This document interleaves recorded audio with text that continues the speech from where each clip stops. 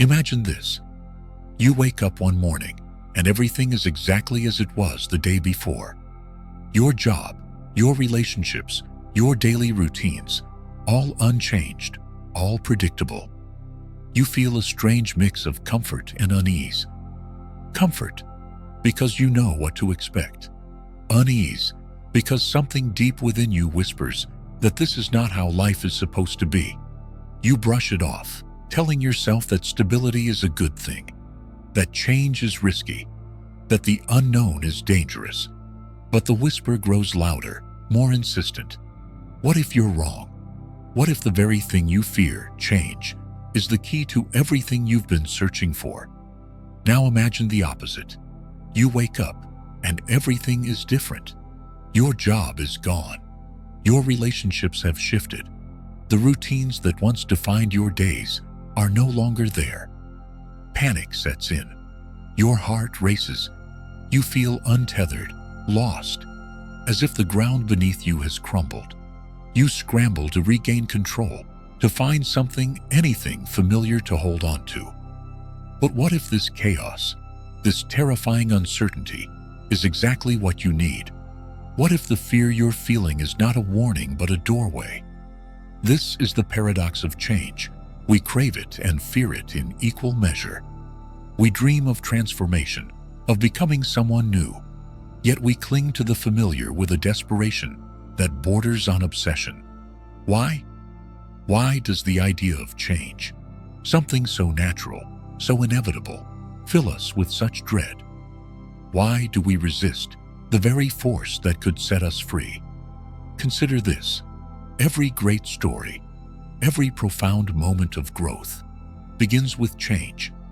The hero leaves the safety of their village. The caterpillar becomes the butterfly. The seed breaks open to become the tree. And yet, when it comes to our own lives, we often choose stagnation over evolution.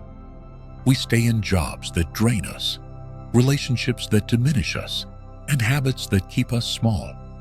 We tell ourselves that it's safer this way, that the devil we know is better than the devil we don't. But is it? Or are we simply afraid to face the truth? That change, no matter how terrifying, is the only path to becoming who we are meant to be. What if the fear of change is not just a personal quirk, but a fundamental aspect of human nature? What if it's wired into our brains, shaped by our cultures, and reinforced by our societies? What if this fear is not just holding us back, but actively shaping the world we live in? A world that values stability over growth, conformity over creativity, and safety over freedom. And here's the most unsettling question of all. What if the fear of change is not something to overcome, but something to understand? What if, by confronting this fear, we could unlock a deeper understanding of ourselves and the world around us? What if the key to transformation lies not in avoiding the fear, but in embracing it? This is not just a philosophical musing, it's a psychological imperative. Carl Jung once said, "Until you make the unconscious conscious, it will direct your life, and you will call it fate." The fear of change is one of those unconscious forces quietly shaping our decisions, our relationships, and our lives. But what if we could bring it into the light? What if we could understand where it comes from, why it exists, and how it holds us back? What if, by doing so, we could finally break free? The journey we're about to embark on is not an easy one. It will require us to confront uncomfortable truths, to question deeply held beliefs, and to face the parts of ourselves we'd rather ignore. But it is also a journey of liberation, a chance to reclaim our power, to redefine our lives, and to step into the unknown with courage and curiosity. So, let's begin. Let's dive into the psychology of why we fear change, not as passive observers, but as active participants in our own transformation. Let's uncover the hidden forces that keep us stuck and explore how we can break free. Because the truth is, change is not something to be feared. It is something to be embraced. And the first step toward embracing it is understanding why we resist it in the first place. What follows is not just an exploration of fear, but an invitation to courage. Are you ready? To understand why we fear change, we must first confront a hard truth. The human mind is not designed for freedom. It is designed for survival. And survival, for most of our evolutionary history, meant avoiding risk, sticking to the familiar, and preserving the status quo. Change, by its very nature, is a threat to survival. It is the unknown, the unpredictable, the uncontrollable. And the unknown, for our ancestors, could mean death. A new path through the forest might lead to food, or it might lead to a predator. A new tribe might offer friendship, or it might bring conflict. In a world of constant danger, the safest bet was to stay put, to stick with what worked, to avoid rocking the boat. This survival instinct is still with us today, buried deep in the recesses of our brains.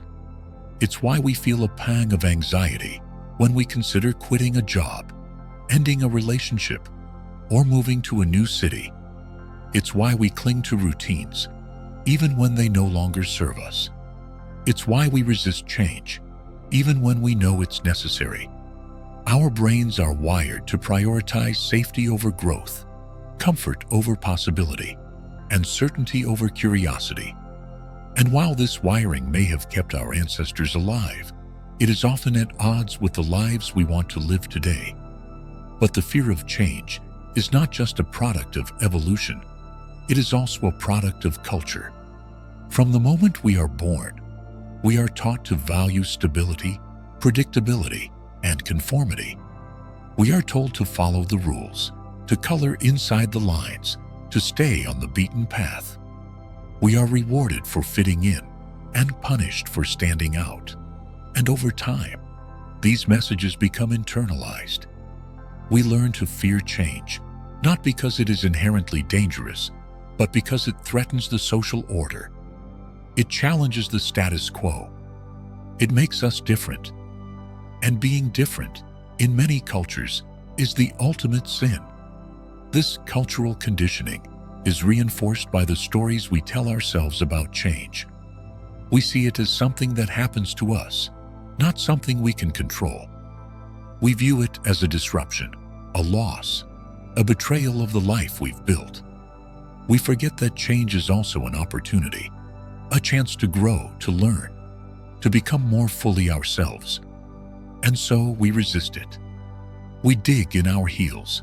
We cling to the familiar, even when it no longer serves us. We tell ourselves that we're being practical, that we're playing it safe, that we're avoiding unnecessary risk. But in reality, we're avoiding life itself. Philosophers have long grappled with this tension between stability and change. Heraclitus, the ancient Greek thinker, famously said, "No man ever steps in the same river twice." Change, he argued, is the only constant in life. To resist it is to resist the very nature of existence. And yet we do. We build dams. We create routines. We construct identities, all in an attempt to freeze time, to hold on to something that is, by its very nature, fleeting. This is the great paradox of human existence. We are creatures of change, and yet we spend our lives running from it. Carl Jung understood this paradox better than most.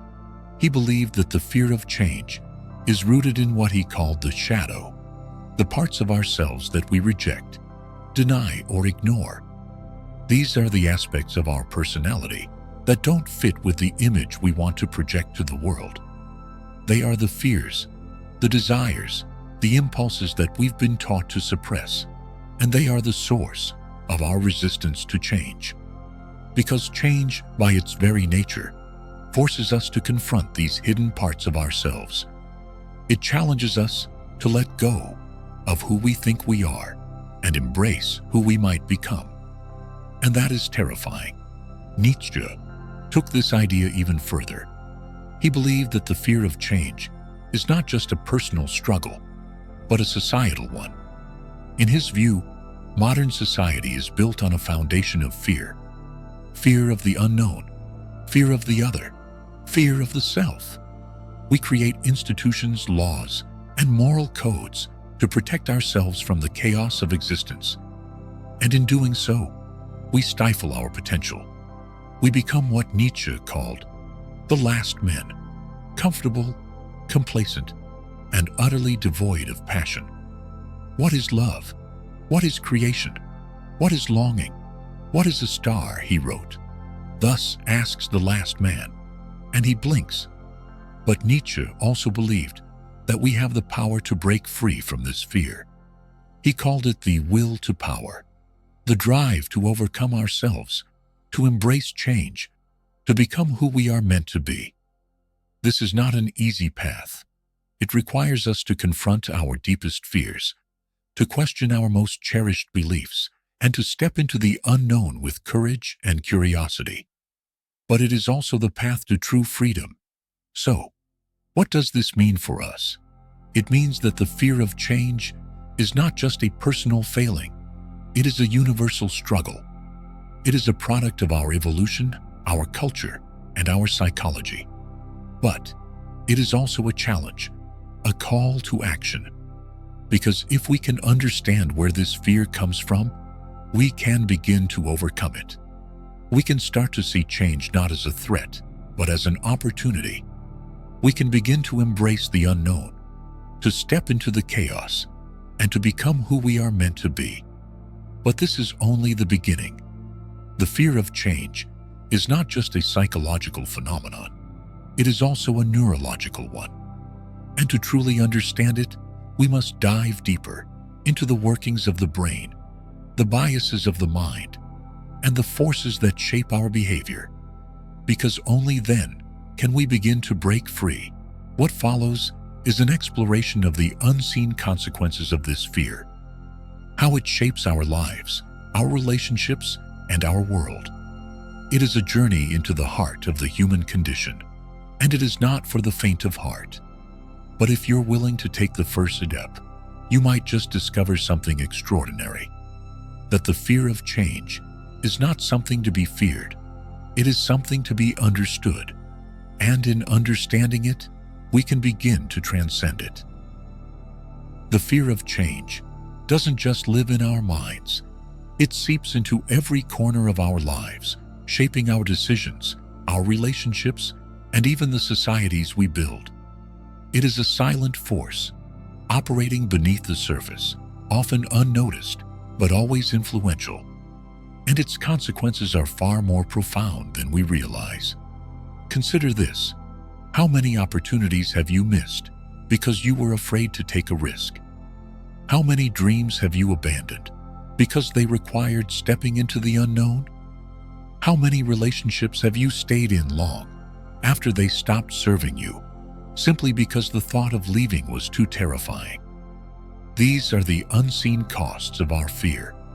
The lives we don't live, the paths we don't take, the versions of ourselves we never become. But the impact of this fear goes beyond individual lives. It shapes the very fabric of society. Think about the systems we've created. Our governments, our economies, our institutions. They are designed for stability, not growth. They reward conformity, not creativity. They prioritize the status quo over innovation. And while this may provide a sense of security, it also stifles progress. It keeps us stuck in outdated ways of thinking, outdated ways of being. It prevents us from addressing the most pressing challenges of our time: climate change, inequality, mental health crises. Because solving these problems requires change, and change is something we fear. This fear is not just a societal issue. It is a neurological one. Our brains are wired to resist change, to seek out patterns, and to cling to the familiar. This is known as the status quo bias, a cognitive bias that leads us to prefer things to stay the same, even when change would clearly benefit us. Studies have shown that people are more likely to stick with a default option, even when presented with better alternatives. This bias is so powerful that it can override logic, reason, and even self-interest. It's why we stay in jobs we hate, relationships that drain us, and habits that harm us. It's why we resist change, even when we know it's necessary. But the status quo bias is just one piece of the puzzle. There's also the endowment effect, which makes us value things more simply because we own them. This applies not just to physical possessions, but to ideas, beliefs, and identities. We cling to who we are, what we believe, and how we live, even when these things no longer serve us. And then there's loss aversion, the tendency to prefer avoiding losses over acquiring gains. Change, by its very nature, involves loss. The loss of the familiar, the loss of the known, the loss of control. And our brains are wired to avoid loss at all costs. These cognitive biases are reinforced by cultural conditioning. From a young age, we are taught to fear failure, to avoid risk, and to seek approval. We are told that success means following the rules, fitting in, and playing it safe. And over time, these messages become internalized. We learn to equate change with danger, with failure, with rejection. We learn to fear it, not because it is inherently bad, but because we've been taught to see it that way. But perhaps the most insidious consequence of our fear of change is the way it shapes our identity. We construct a sense of self based on the roles we play, the beliefs we hold, and the stories we tell ourselves. And when change threatens these things, it feels like a threat to our very existence. This is why we resist change, even when it's necessary. It's not just the external circumstances we're afraid of losing. It's the internal sense of who we are. Jean-Paul Sartre understood this better than most. He believed that humans are fundamentally free, but that this freedom is terrifying. It requires us to take responsibility for our choices, to create our own meaning, and to face the uncertainty of existence. And so, we flee from it. We cling to roles, routines, and identities that give us a sense of stability, even when they limit our potential. Man is condemned to be free, Sartre wrote, because once thrown into the world, he's responsible for everything he does. But this freedom is also our greatest gift. It is what allows us to grow, to evolve, to become who we are meant to be. And yet, we resist it. We choose the safety of the known over the possibility of the unknown. We choose stagnation over growth. We choose fear over freedom. The consequences of this choice are profound. On a personal level, it leads to stagnation, regret, and a sense of unfulfilled potential. On a societal level, it leads to inequality, injustice, and environmental destruction. And on a philosophical level, it raises a haunting question. What kind of world could we create if we weren't so afraid of change? What kind of lives could we lead if we embraced the unknown, if we stepped into the chaos, if we dared to become who we are meant to be? This is not just a theoretical question, it is a practical one, because the fear of change is not something we can afford to ignore. It is shaping our lives, our relationships, and our world in ways we don't even realize. And if we want to break free, we must first understand the forces that keep us stuck. But understanding is only the first step. To truly overcome this fear, we must go deeper, into the heart of the human condition, into the nature of existence, into the very essence of what it means to be alive. Because only then can we begin to see change, not as a threat, but as an opportunity, not as something to be feared, but as something to be embraced. What follows is a journey into the rebellion, the radical shift in perspective that allows us to break free from the fear of change and step into a new way of being. It is a journey of courage, of curiosity, of transformation. And it begins with a single question. What would happen if you stopped running from change and started running toward it? The rebellion against the fear of change begins with a single radical realization. You aren't your fear. The anxiety, the resistance, the dread, these are not who you are. They are simply patterns, habits, and conditioned responses that have been etched into your mind over time. And like all patterns, they can be broken. But to break them, you must first understand them. You must see them for what they are. Not truths, but illusions. Not warnings, but invitations. Not barriers, but gateways. This is easier said than done, of course. The fear of change is not just a thought. It is a feeling, a sensation, a visceral reaction that can feel as real as the ground beneath your feet. But here's the secret. You don't have to eliminate the fear to move forward. You just have to stop letting it control you.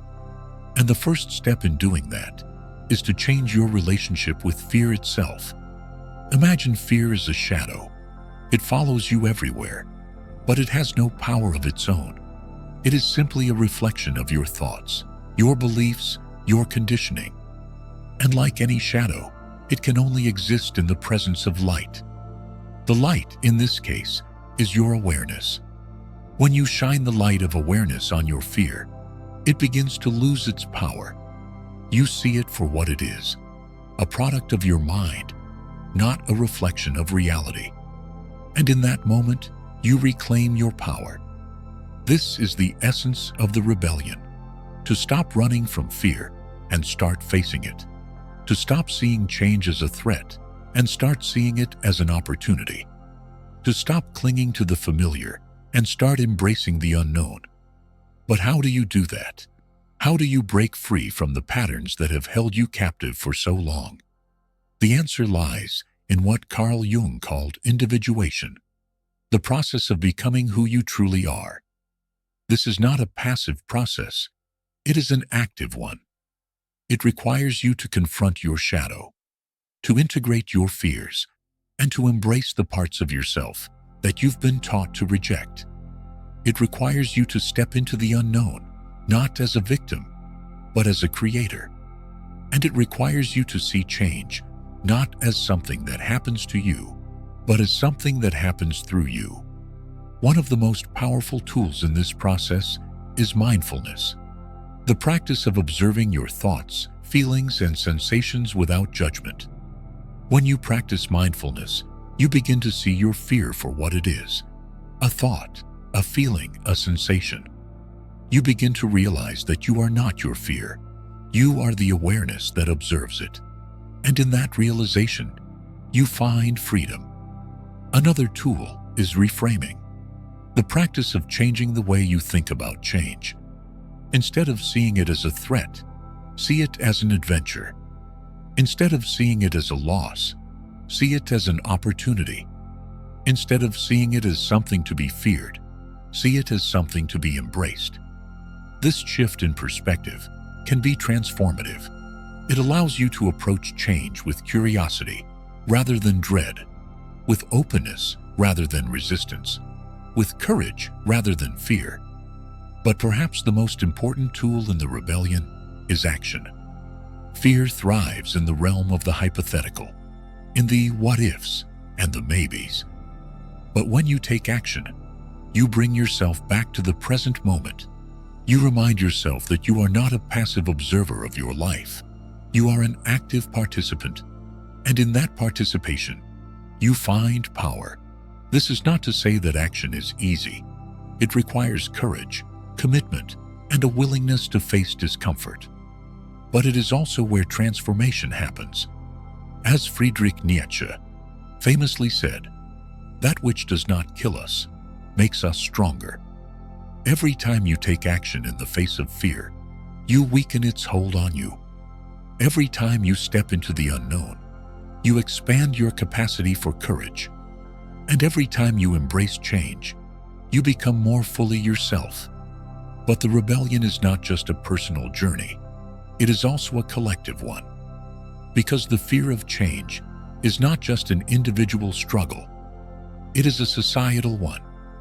And to truly break free, we must challenge the systems, the structures, and the stories that reinforce this fear. We must create cultures that value growth over stability, creativity over conformity, and freedom over control. We must tell new stories, stories of courage, of resilience, of transformation. And we must live these stories, not just in our own lives, but in the world around us. This is the ultimate act of rebellion. To live as if change is not something to be feared, but something to be celebrated. To live as if the unknown is not a threat, but a gift. To live as if you are not a prisoner of your fear, but a pioneer of your potential. And in doing so, to inspire others to do the same. But the rebellion is not the end of the journey. It is the beginning. Because once you break free from the fear of change, you are faced with a new challenge. To live in alignment with your true self. To create a life that reflects your deepest values, your highest aspirations, and your most authentic desires. To step into the unknown, not as a rebel, but as a creator. And in that creation, to find not just freedom, but fulfillment. This is the promise of the rebellion, that on the other side of fear lies not just change, but transformation. Not just uncertainty, but possibility. Not just risk, but reward. And it is a promise that is available to all of us, if only we have the courage to claim it. But to claim it, we must first confront the ultimate truth, the truth that lies at the heart of the fear of change, and the truth that holds the key to our liberation. And that truth is this: change is not something to be feared. It is something to be embraced, because it is only through change that we can become who we are meant to be. What follows is an exploration of this truth, a truth so profound, so powerful, that it has the potential to redefine not just how we see change, but how we see ourselves. It is a truth that has been echoed by philosophers, psychologists, and spiritual teachers throughout history. And it is a truth that, once understood, can set us free. Are you ready to discover it? The ultimate truth about change is this: it is not the enemy. It is the essence of life itself. Change is the thread that weaves through every moment of existence, the force that shapes every atom, every star, every living being. It is the heartbeat of the universe, the pulse of time, the rhythm of reality. And yet we resist it. We fight it. We fear it. Why? Because we have forgotten who we are. We have forgotten that we too are change. We are not static beings, fixed in time and space. We are dynamic, ever-evolving expressions of life. Our bodies are in a constant state of renewal, our minds in a constant state of flux, our souls in a constant state of becoming. To resist change is to resist our very nature. It is to deny the truth of who we are. This is the final, most powerful realization. You are not separate from change. You are not change. And when you embrace this truth, everything shifts. The fear that once held you captive begins to dissolve. The resistance that once kept you stuck begins to melt away. And in its place, you find a profound sense of freedom, a freedom that comes not from avoiding change, but from embracing it. This realization is not just a philosophical insight, it is a psychological breakthrough. It is the moment when you stop seeing yourself as a victim of circumstance and start seeing yourself as a creator of reality. It is the moment when you stop running from the unknown and start stepping into it with curiosity and courage. It is the moment when you stop clinging to the past and start opening yourself to the future. But how do you reach this moment? How do you move from fear to freedom, from resistance to acceptance, from stagnation to transformation? The answer lies in what Viktor Frankl called the space between stimulus and response. In that space, he said, lies our power to choose. And it is in that space that we find our freedom. When you feel the fear of change rising within you, pause, take a breath, step into that space, and ask yourself, what is this fear trying to protect me from? What is it trying to teach me? What would happen if I stopped resisting and started embracing? In that moment of pause, you create a gap between the fear and your response to it. And in that gap, you find the power to choose. This is the essence of the ultimate truth. You have a choice. You can choose to see change as a threat, or you can choose to see it as an opportunity. You can choose to cling to the familiar, or you can choose to step into the unknown. You can choose to live in fear, or you can choose to live in freedom. And the choice you make will shape not just your life, but the world around you. This is not just a personal truth, it is a universal one. Because when you embrace change, you become a force for transformation, not just in your own life, but in the lives of others. You become a beacon of courage, a model of resilience, a testament to the power of the human spirit. And in doing so, you inspire others to do the same. This is the legacy of those who have gone before us. The philosophers, the psychologists, the spiritual teachers who have dared to embrace change, and in doing so, have transformed the world. Carl Jung, who showed us the power of the shadow. Friedrich Nietzsche, who challenged us to become who we are. Viktor Frankl, who taught us the meaning of suffering. And countless others who have reminded us that change is not something to be feared, but something to be embraced. But the ultimate truth is not just about embracing change. It is about becoming it.